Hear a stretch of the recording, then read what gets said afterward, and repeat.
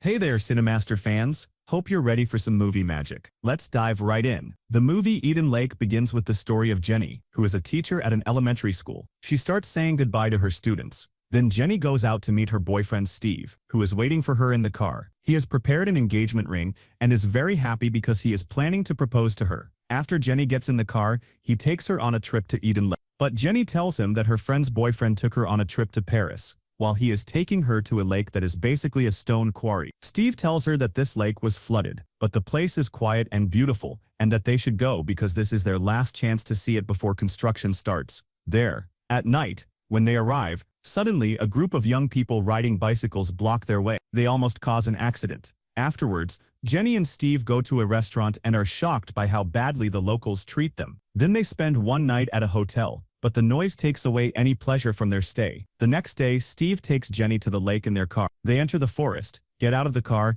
and enjoy the beautiful weather. Suddenly, they see a child sitting alone. Jenny goes to ask his name and why he is there, but he refuses to answer and says his mother warned him not to talk to strangers. Jenny tells him his mom is right, then leaves him and goes back to Steve. They continue on to the lake, set up their tent, organize their things, and sit down to relax. Suddenly, the same young people on bicycles show up nearby, along with the child from the forest. They start arguing with him because he supports a different football team than they do. The boy runs away, and the group chases after him. Steve and Jenny doze off from exhaustion. Later, their dog tries to attack Jenny while she is sleeping, startling her. Steve suggests they go for a swim before the water gets disturbed, but Jenny refuses, wanting to enjoy the scenery. Steve goes swimming alone, but the dog returns and attacks Jenny. Steve goes to talk to the group, asking them to turn down their music and control their dog, since they came to relax and the place is big enough for everyone. The group ignores him and turns the music up even louder. Jenny suggests they find another spot, but Steve refuses, saying he won't let a bunch of teenagers scare him off. Jenny asks if they're really going to let them ruin their day, but Steve insists they were there first and that the group should respect it. One of the boys keeps staring at Jenny in a disturbing way, making her uncomfortable, so she covers herself with clothes and goes to gather firewood for the night. While doing so, she hears a strange noise in the trees but ignores it. That night, as they sit by the fire, Steve prepares the ring to propose, but Jenny hears a noise in the trees and tells Steve, who insists it's nothing. When they get in the car, they discover one of the tires is flat and realize the group is behind. Steve changes the tire and takes Jenny to the restaurant, where he asks the waitress if she's seen the group. She tells him not to worry about them because they're just teenagers, but when he says they sabotaged his car, she gets scared and says she doesn't know anything about them. On their way back from the restaurant, Steve sees the group's bikes outside a house. He tells Jenny to wait in the car while he goes to talk to the father of one of the boys. Steve enters the house but finds no one. Meanwhile, a man approaches Jenny in the car, shouting at her to move. The man enters the house, and when Steve hears someone coming, he tries to hide but makes a noise. It turns out the man is Brett's father, thinking his son is home, so he calls out to him but gets no response and goes upstairs. Steve quickly escapes through the window and returns to Jenny, telling her to drive away so they can just enjoy their vacation. They return to the lake, and Steve playfully forces Jenny into the water. They laugh and have fun. Jenny gets out first to change clothes, and Steve tells her he found something valuable, preparing to propose. Jenny tells Steve she can't find the beach bag, and he says it was just there. They start looking for it, but it has disappeared, along with the car key. When they go to look for the car, they find it missing. Steve and Jenny start walking to find it and suddenly see Brett and his group driving the car, laughing at Steve. They push Jenny to the ground, and she tells Steve to just leave them, but Steve insists they have their car. That night, Steve confronts Brett to get the keys and their things back. Brett denies having them,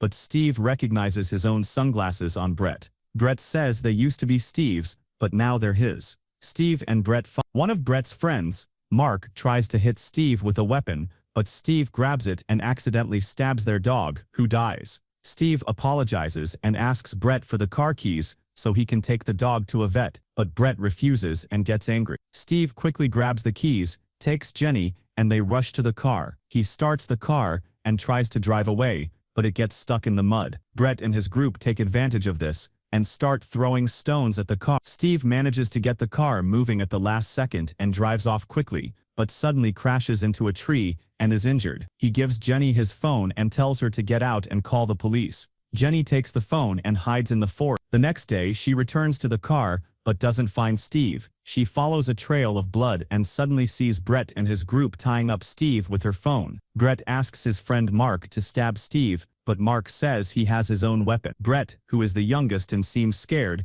is forced by Brett to stab Steve. Jenny watches everything but can't do anything. She tries to call the police, but the Bluetooth connects to Brett's phone, so the call cuts off and they realize she is nearby. Jenny tries to escape as the group searches for her on their bikes until she reaches a workers' caravan. She saw a walkie-talkie and tried to open the door to report what was happening, but she saw them as they reached her, so she quickly climbed on top of the caravan and hid. Here, we learn that they left Steve alone, or maybe Steve actually managed to escape them. When Cooper came back, he didn't find Steve, so he called Pretty, and it seems like they all started looking for it. Meanwhile, Steve returned to the car to get the first aid kit, but the car alarm went off, so they knew he had returned to the car. They all headed towards him, and Steve started running quickly and hid behind a tree. Suddenly, he heard footsteps coming towards him, so he grabbed an iron rod to defend himself. Suddenly, he struck toward the source of the sound, but the hit landed on the tree, and it turned out to be Jenny. She took Steve and walked away quickly,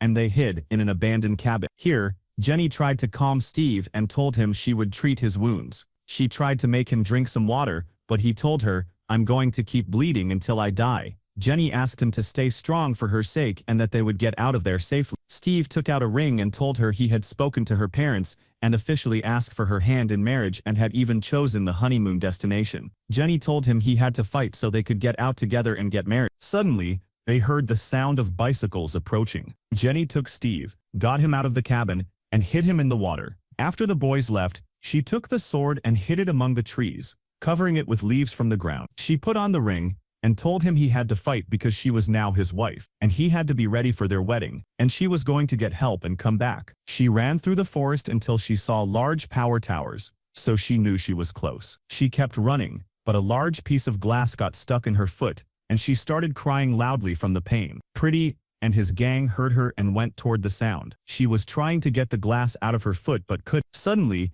she saw the boy she had seen at the beginning of the film, so she asked him for help and told him she needed his mother. He told her his mother was at work. The boy supposedly took her to the place where he was waiting for his mother, and she told him they shouldn't be walking near the towers, but he said this way was faster. They reached the place but it was isolated, and he told her they would wait there. He took out his phone and kept playing. She asked him for the phone to call for help, but he told her his phone wasn't charged and maybe his mom would call him. At this point she felt something was wrong and told him, "You must have called Pretty and his gang." Pretty poured gasoline on them and wanted to burn them, but Cooper told him they couldn't do that as long as they were alive. But Pretty said, "We all killed Steve, and Becky filmed us killing him." Pretty forced the boy to light the fire so he would be one of them, and told him if anyone reported them, they would all go to jail. Pretty asked Becky to film, and the boy started burning Jenny and Steve. The fire started with Steve, and Jenny kept screaming until the fire melted the ropes tying them. She managed to free herself, quickly took a large burning stick, and threatened them with it until she escaped. Pretty started threatening her with the boy, saying if she didn't come back, he would burn him,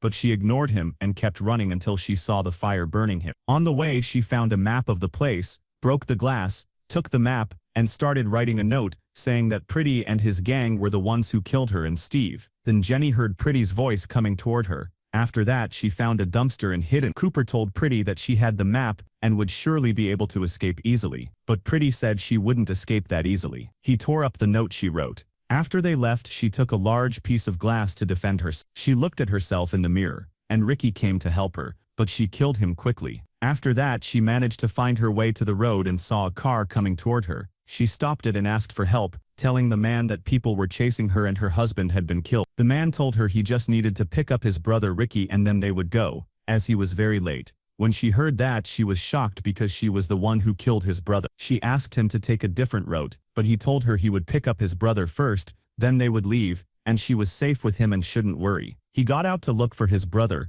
and at that moment, she saw Pretty and Coop. She took advantage of the opportunity, got into the car quickly, drove off, and escaped. Suddenly, Becky appeared in the road in front of her, so she ran her over and killed her, then kept driving as fast as she could until she reached the city. Suddenly, a car crashed into her. She quickly went into a house where there was a birthday party and asked them for help, then fainted. When Jenny woke up, she was shocked to find herself in Pretty's house. She tried to get out and asked them to call an ambulance. She hid in the bathroom, and Pretty was outside telling them she was the one who killed Ricky. They kept banging on the bathroom door to get her out. She took a razor to defend herself. At this moment, Pretty's family broke down the door and decided to kill Jenny, and indeed, Pretty's father killed Jenny in cold blood before she could say anything. Afterward, Pretty was in his room in front of the mirror, wearing Steve's glasses and holding Becky's phone, which had all the video. He threatened his gang that if anyone talked, they would go to jail, telling them their punishment would be either life imprisonment